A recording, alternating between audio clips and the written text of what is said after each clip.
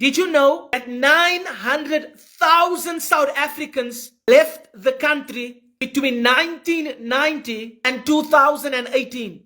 That almost 1,000 millionaires has left South Africa in the year 2015. That's crazy. Because of 1,000 millionaires that has left South Africa in the year 2015, the country's multi-million-dollar holders declined from 46,800 in 2014 to 38,500 at the end of 2015. In 1 year, that's scary. 2,000 millionaires. We understand the personal tax that we pay are the single largest component of a state's income.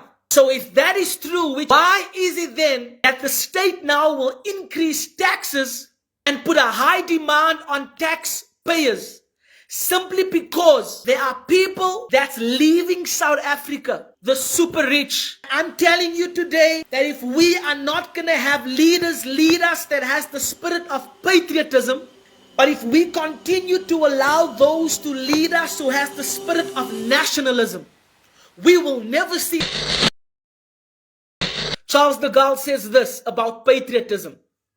Charles de Gaulle says that patriotism is when you love your country more than anything. He says patriotism is when the love for your country comes first, when the people of the country comes first, when the needs of the country comes first, when what needs to happen in the country comes first. Charles de Gaulle calls that patriotism. But this is how Charles de Gaulle defines nationalism. Charles de Gaulle defines nationalism as the following. Charles de Gaulle says that nationalism is when hate for people other than your own comes first.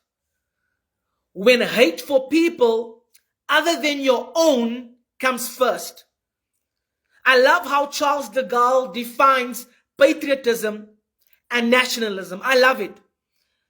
Why am I defining patriotism and nationalism as we discuss visiting the past presented as the future? Because we must understand, whether we want to admit it or not,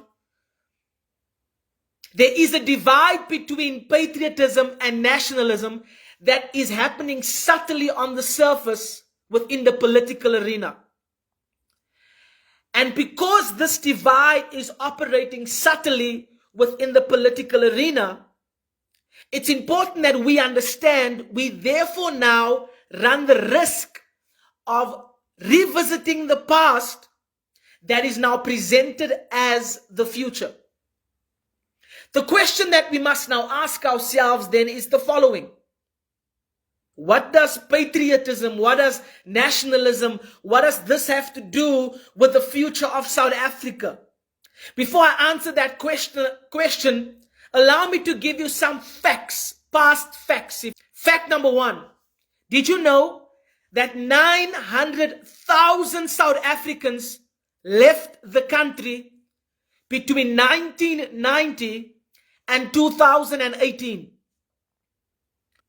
Fact number two, in February 2016, the South African Wealth Report, the findings of a 2015 migration survey by the New World Wealth, a Johannesburg-based consultancy, revealed the following: that almost 1,000 millionaires has left South Africa in the year 2015.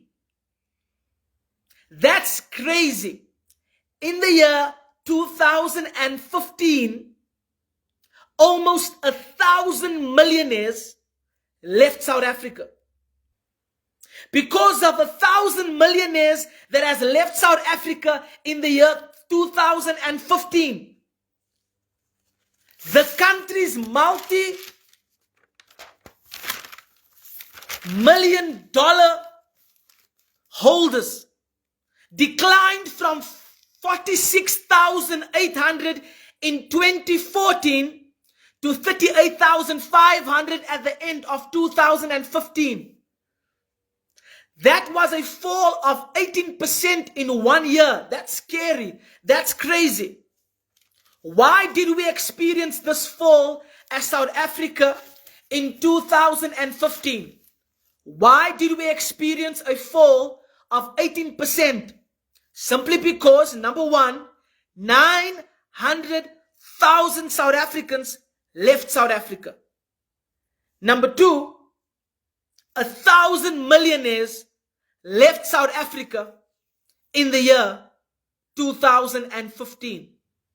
And those are important factors to understand, because if we don't understand those facts, the question that we must ask ourselves, will we revisit the past? Will we have the future leaders of this country leave this country because of incompetent leadership that they find themselves under in regards to the current government that's leading us?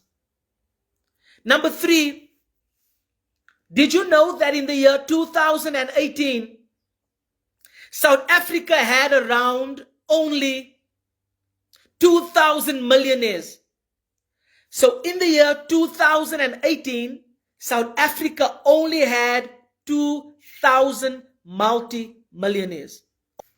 We understand that the personal tax that we pay are the single largest component of a state's income. So if that is true, which it is, why is it then that the state now will increase taxes and put a high demand on taxpayers simply because there are people that's leaving South Africa?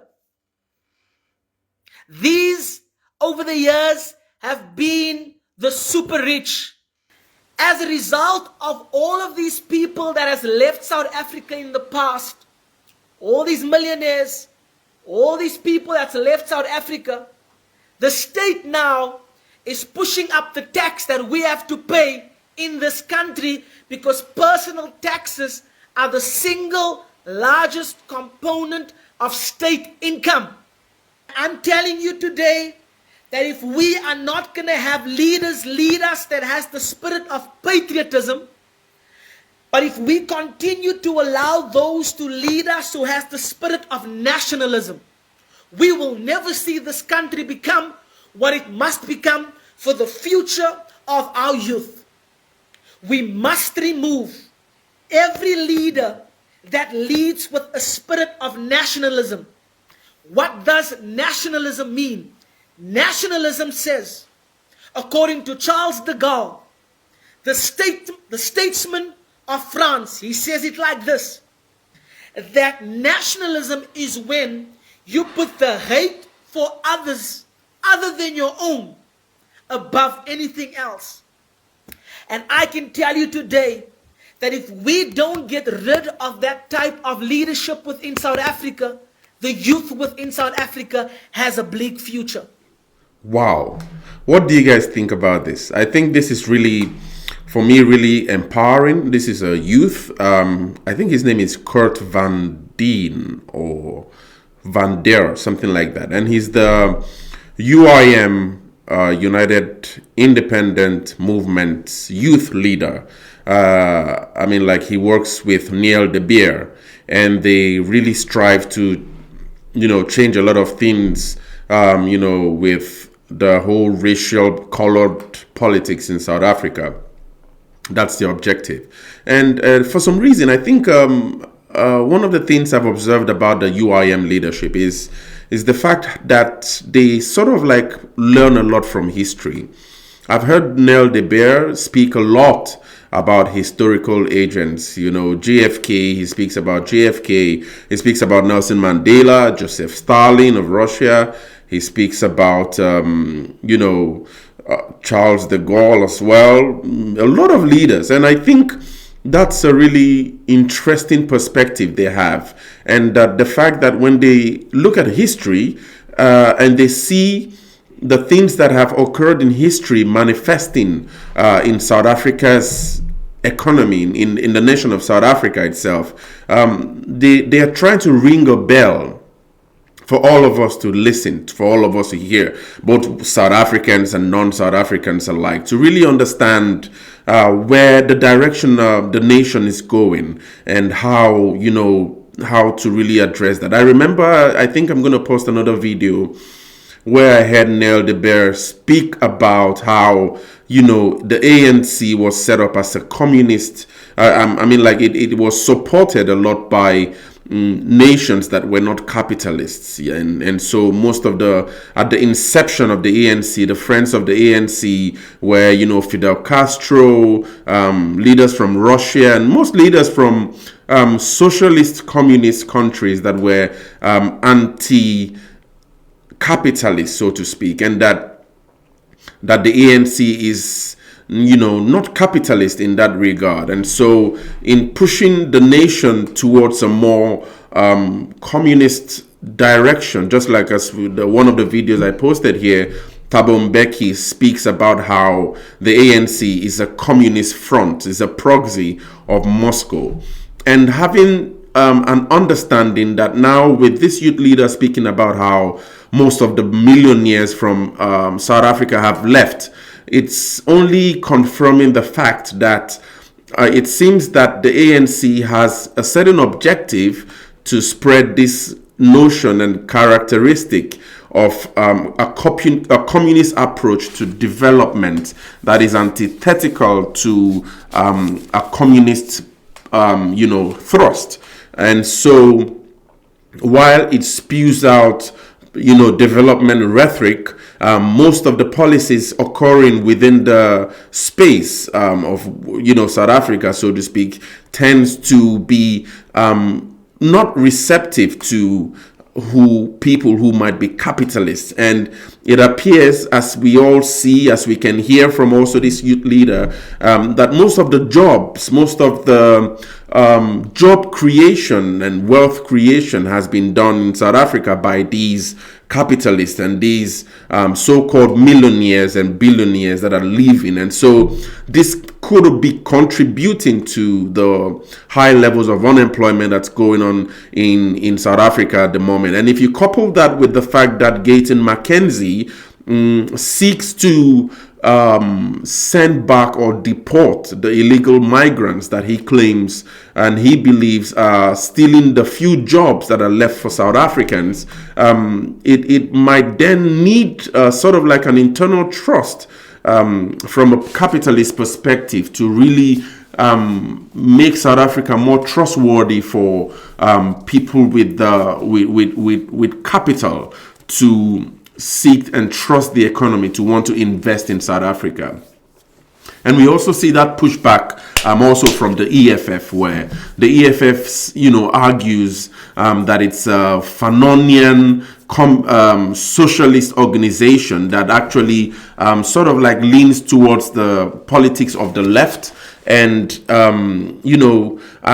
how probably that would work with most of these funders or financiers of an economy seems to really be tricky from my understanding. And also coupled with these facts that this youth leader has actually spewed out about who has left South Africa and why the impact of that departure, the departure of capital to that extent has actually impacted and will impact the future of the South African youth. And I think this is it's a really saddening statistic that a country could have and nurture. But however it is, the future glides, especially in South Africa, one thing I've always known for sure is that to grapple with the problems of South Africa, one has to really come back to the roots of the problem.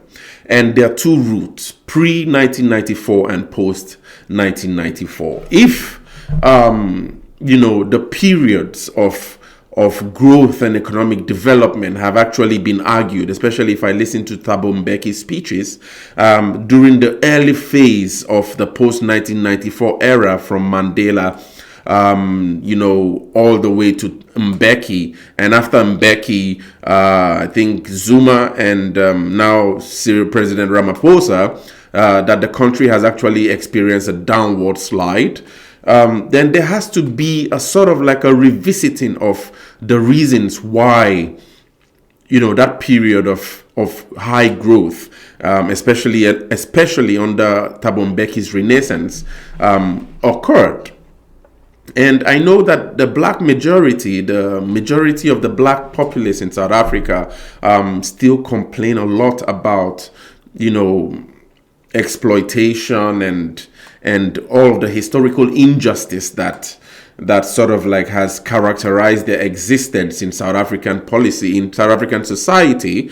But on the long run, for some reason, I still feel that a win-win has to be sought.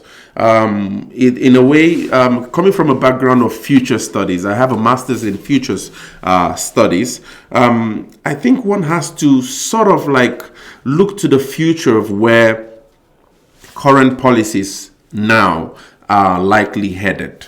And if what we've had from the period post Mbeki till this day is filled with most of the complaints I've seen here, with your comments, especially a lot of people are so negative about the ANC. As I study the comments here on my videos on Kwazemi, there has to be a revisiting of the pre-Jacob Zuma period, or probably the pre-Mbeki period, and find a way to really ratify the color politics and the racial politics that characterizes South African, politics. Because on the long run, whether communism or socialism would succeed in South Africa is still a little bit, in my understanding, from my understanding of history, is still really questionable for me. Because when I study Venezuela and when I study some of these countries in Eastern Europe that have experimented with a socialist approach to achieving economic growth and development, the procedures and the futures of those short stints have been quite bleak in that regard. And as we see, China had to adopt a certain form of what I like to call a capitalist socialism in its approach, in its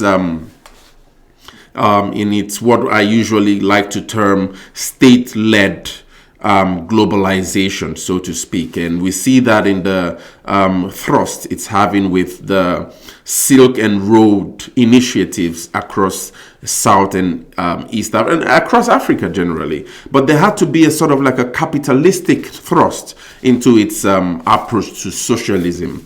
And so South Africa, I think the political landscape of South Africa needs to be a little bit more careful with verging too fully towards socialism, or probably even veering full throttle into communism, because I really am not so sure if that historical trajectory, coming from where it has been and how it has actually strived and attained a certain reputation among the Committee of Nations, I don't know how that probably could either be advanced or ultimately retrogress under a communist